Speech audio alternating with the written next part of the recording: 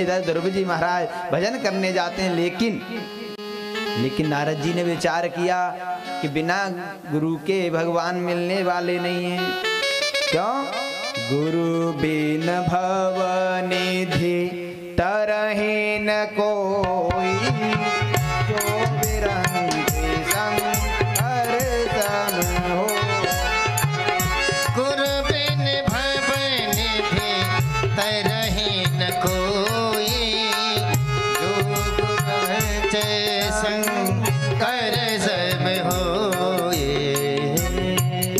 गुरु बिन भवनिधि तरहि न कोई, जो विरंच शंकर सम होई। चाहे शंकर के समान हो जाओ, लेकिन बिना गुरु के भव सागर से पार होने वाले नहीं हैं। क्यों?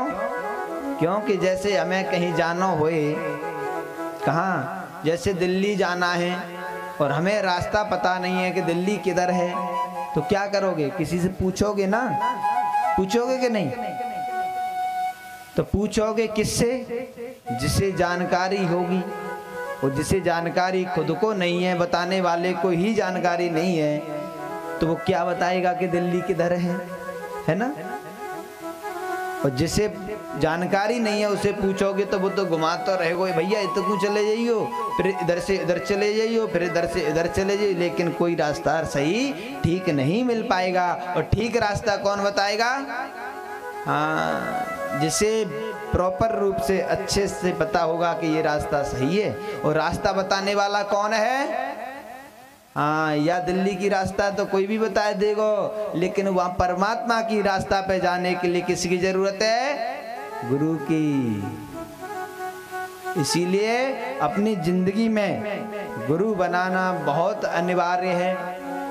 और ये गुरु बनाने के लिए भी कोई उम्र की जरूरत नहीं कि बुढ़ापे में ही गुरु बनाए जावे।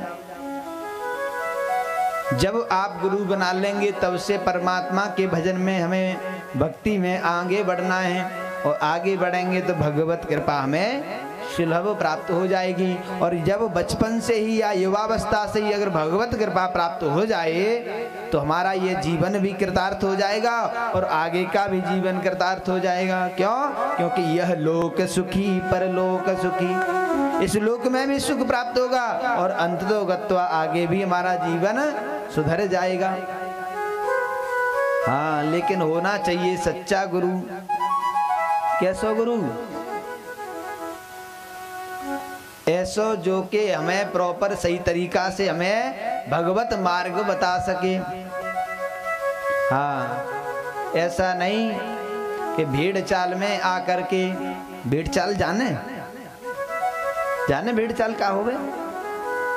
भेड़ों का झुंड होता है ना, उसमें से एक भेड़ जिधर चलने लग जाएगी उधर ही सभी भेड़ चलने लग जावे। पता है कि नहीं? एक बकरी जिधर चलने लग जाएगी उधर ही सब बकरी चलने लग जाएंगी। अब तो समझ में आई कि नहीं? इसे कहते हैं भेड़ चाल। इसका मतलब क्या है? इसका मतलब ये है कि एक व्यक्ति अगर किसी व्यक्ति को मान ले, फलाना गुरुजी बहुत अच्छा है, वन की ऐसा करो, आपके गुरुजी, हम उसी को गुरुजी बना लेते हैं।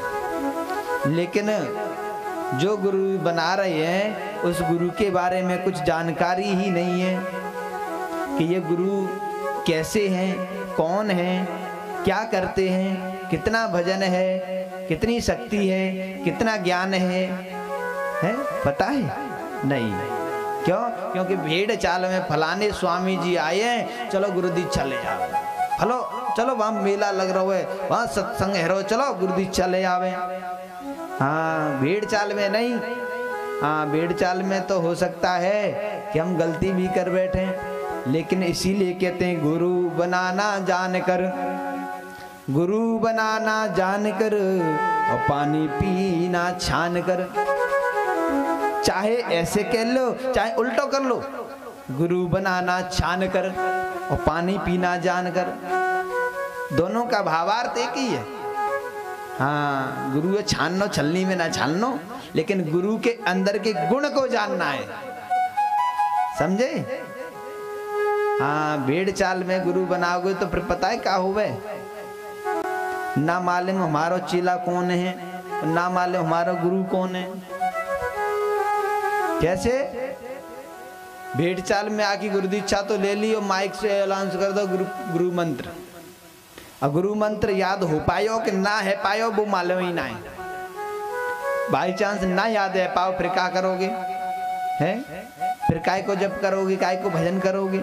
और हमारे अंदर कोई जिज्ञासा है, प्रश्न है, हमें भगवत मार्ग पे चलने का कोई प्रश्न है तो किससे करोगे? और हमें सदमार्ग बताने के लिए देखो कहते हैं ना, अपने जीवन का सुख दुख होता है वो गुरु को बताना जरूरी होता है। केवल जिंदगी में दो ही व्यक्तियों को सुख दुख सुनाए जाते हैं, जो कि एक है परमात्मा जिसे अपने इष्ट देवता को, और एक गुरु को। तीसरे को अगर किसी को भी सुनाओगे तो जिंदगी में आपकी हंसी उड़ेगी या आपको नीचे गिराया जाएगा। इसीलिए गुरु ऐसा बनाना चाहिए जिसके अंदर भजन हो, तप हो, तपस्या हो, ज्ञान हो, जो हमें सदमार्ग पर चला सके। अन्यथा फिर पता है गुरु ते गाली पड़े। एक पहली बात यह देखिए, गुरु बनाए तो बहुत सोच समझ के इसलिए बनाए जाते हैं जिससे कि भविष्य में हमें गुरु के प्रति द्वेष भाव प्रकट ना हो। और ये सत्य बात है कि गुरु बना करके फिर गुरु की बुराई न करनी चाहिए न सुननी चाहिए। हाँ, लेकिन हम खुद गुरु दीक्षा ले जा रहे हैं, खुद को मालूम ना है कि हम गुरु दीक्षा क्यों ले रहे हैं।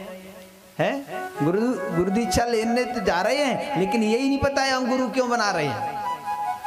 इसीलिए गुरु बनाए जाते हैं, हमें भगवत मार्ग प्राप्त हो, भक्ति प्राप्त हो, इसलिए गुरु बनाए जाते हैं, न कि फैक्ट्री चलने के लिए। हम ये सोचें कि गुरु बना लेंगे तो हमारी फैक्ट्री चलने लग जाएगी, हमारा काम चलने लग जाएगा, हमारा रोजगार हो जाएगा।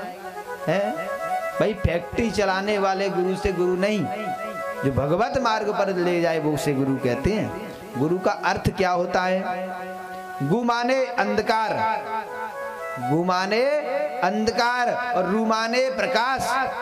जो हमें अंधकार से प्रकाश की ओर ले जाए उसे गुरु कहते हैं। उसी को गुरु कहते हैं जो हमें संसार रूपी अंधकार से भगवत मार्ग रूपी प्रकाश की तरफ ले जाए।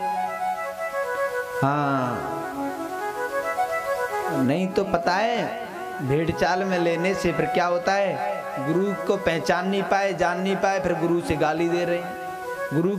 गुरु के बारे में अब शब्द बोलते हैं और तो चलती का, अरे फलाने गुरुजी ऐसे बुरे निकले, अब तो हम दूसरे अच्छे नए गुरु बनाएंगे। हाँ, जे भी गुड़ को पुआ है ना, तो रोज रोज बदलते रहो, है ना। गुरु देखिए कौन कौन से होते हैं। एक पुरोहित गुरु होते हैं, जो कुल गुरु होते हैं ना, कुल गुरु वो अलग होते हैं, कुल गुरु पुरोहित गुरु बोलते हैं। और एक होते हैं दीक्षा गुरु, जो हमें भगवत मार्ग पर ले जाते हैं, उस दीक्षा गुरु की चर्चा कर रहे हैं। और एक होते हैं शिक्षा गुरु, शिक्षा गुरु बोल सकते हैं, जिससे हमें कोई प्रेरणा प्राप्त हो, शिक्षा प्राप्त हो। और एक शिक्षा गुरु उसे भी कहते हैं जो स्कूल में पढ़ाने वाले टीचर को भी, समझ गए। अब जो दीक्षा गुरु हैं वह केवल एक ही बनाए जाते हैं। पुरोहित गुरु भी एक होते हैं, दीक्षा गुरु भी एक होते हैं, शिक्षा गुरु अनेक होते हैं। यहाँ पर ध्रुव जी को दीक्षा गुरु की आवश्यकता है, लेकिन गुरु बार बार नहीं बदले जाते हैं।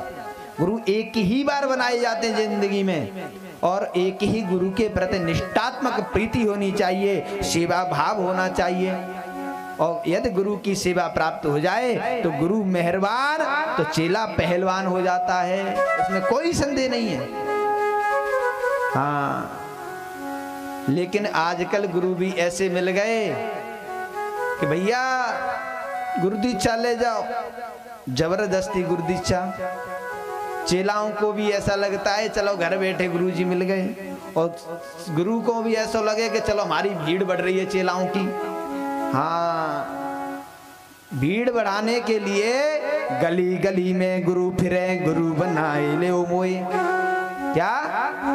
गली गली में गुरु फिरे, गुरु बनाए ले ओ मोए। और स्वर्ग जाओ चाहे नरक जाओ मोए दक्षिणा देव।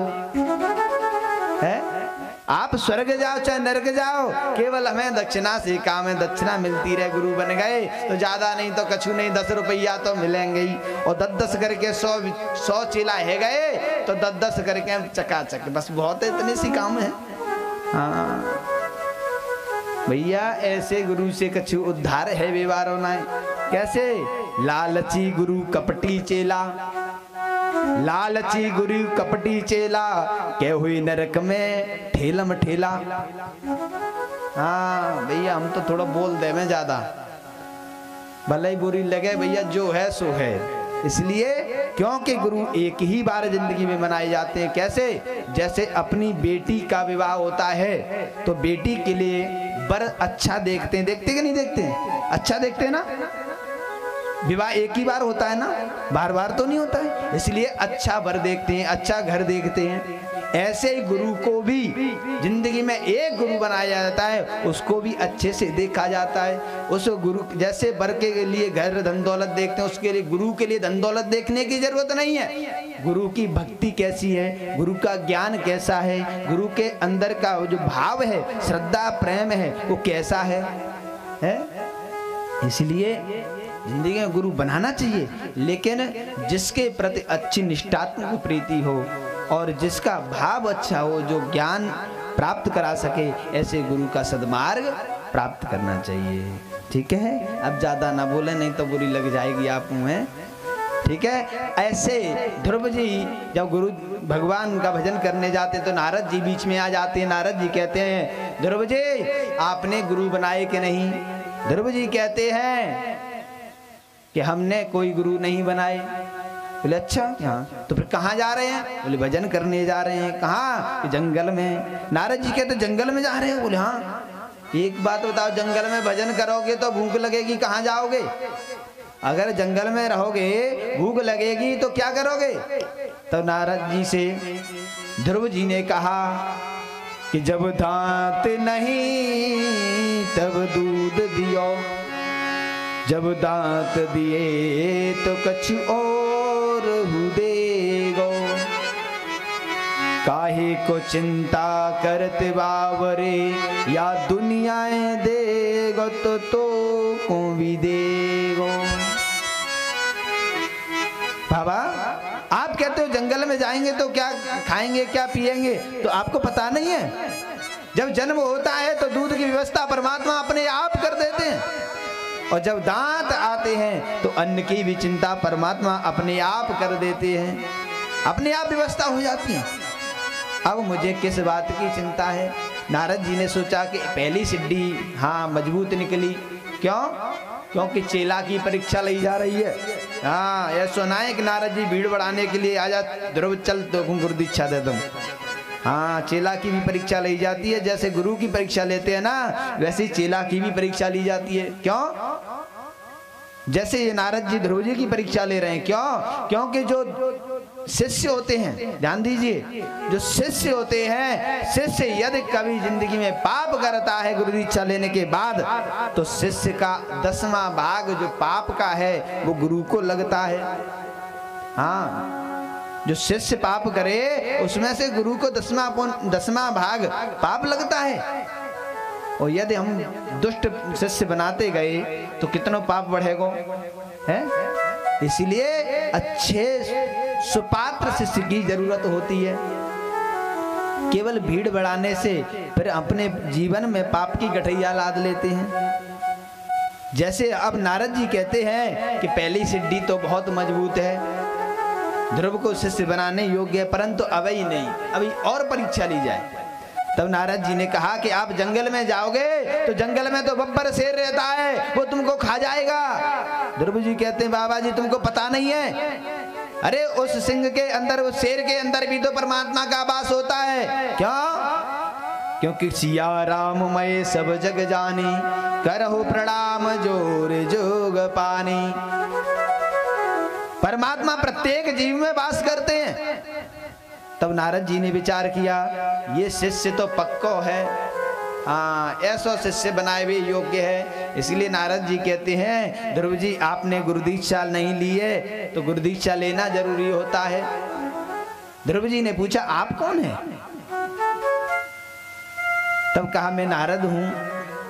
ध्रुव जी ने कहा कि हे नारद जी, जब आप जैसे विद्वान, आप जैसे तपस्वी, आप जैसे गुरु कहाँ मिल सकते हैं? इसलिए नारद जी आप ही मुझे अपना शिष्य बना लीजिए। हाँ, आप ही मुझे अपना शिष्य बना लीजिए। उसी समय नारद जी ने द्वादशाक्षर मंत्र ध्रुव जी के कान में दे दिया और कहा कि ध्रुव जी आप इस मंत्र को लेकर के जाओ और वृंदावन में जाकर के भजन करो। वृंदावन में जाकर के भजन करो। इस भजन से आपको परमात्मा की अपने आप कृपा प्राप्त हो जाएगी, भगवत कृपा प्राप्त हो जाएगी। उसी समय ध्रुव जी वृंदावन पहुंचते हैं।